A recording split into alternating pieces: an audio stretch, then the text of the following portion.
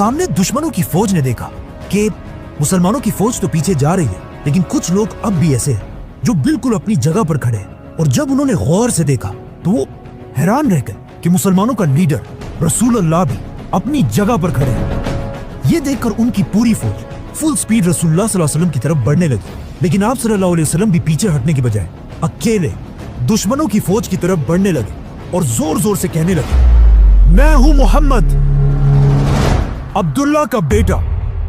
और फिर थोड़ा और आगे बढ़कर कहा, मैं अल्लाह का नबी हूं, कोई झूठा नहीं, और मैं अब्दुल मुतलिब का बेटा हूं। मुसलमानों की फौज रसूलुल्लाह सल्लल्लाहु अलैहि वसल्लम की इस बहादुरी को देखकर शर्मिंदा हुई, जिसके बाद उन्होंने दुश्मन पर ऐसा हमला किया कि कुछ ही देर में ये जंग मुसलमान जीत गए। इस जंग को देखकर क्लियरली पता चलता है कि यस, खालिद बिन वलीद एक बहुत बड़े जनरल तो थे, लेकिन आप सल्लल्लाहु अलैहि वसल्लम के सामने वो, जिसके बाद अपनी जिंदगी के आखिरी दिन तक आप सल्लल्लाहु अलैहि वसल्लम ने खालिद बिन वलीद को मुसलमानों की फौज के जनरल के पोस्ट पर रखा। लेकिन आप सल्लल्लाहु अलैहि वसल्लम के फौत होते ही अरब के बहुत सारे कबीलों ने इस्लाम से बगावत कर दी, जिनमें से कुछ अपने आप को नबी भी कहने लगे और कुछ ने ज़कात देने से इनकार कर दिया। तो अब इस्लाम के पहले खलीफा हजरत अबू बकर को एक ऐसे आर्मी चीफ की जरूरत थी जो पूरे अरब को इस्लाम के कंट्रोल में ला सके। तो उन्होंने खलीफा बनने के कुछ अरसे बाद खालिद बिन वलीद के बेस्ट फ्रेंड अमर बिन आस को अपने पास बुलाया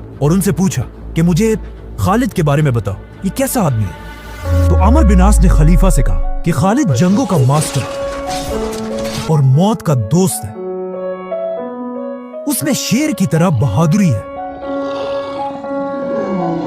और एक बिल्ली की तरह सब्र।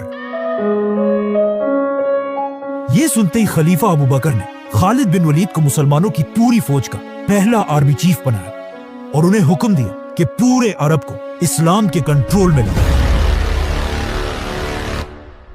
खिलाफत दुनिया में सबसे पहले हजरत अबू बकर रज़ियल्लाहु अन्हु को मिली, मतलब पूरा अरब, इस सारे इलाके के हुक्मरान बने। लेकिन जैसे ही अबू बकर रज़ियल्लाहु अन्हु खलीफा बने, वो सारे कबीले जो अब तक मुसलमानों के ताबे थे, उन सारों ने जब देखा कि अल्लाह के रसूल अब नहीं है, तो उन सारों में से बहुत सारे कबीलों ने अबू बकर रज़ियल्लाहु अन्हु की खिलाफत से बगावत का ऐलान कर दिया।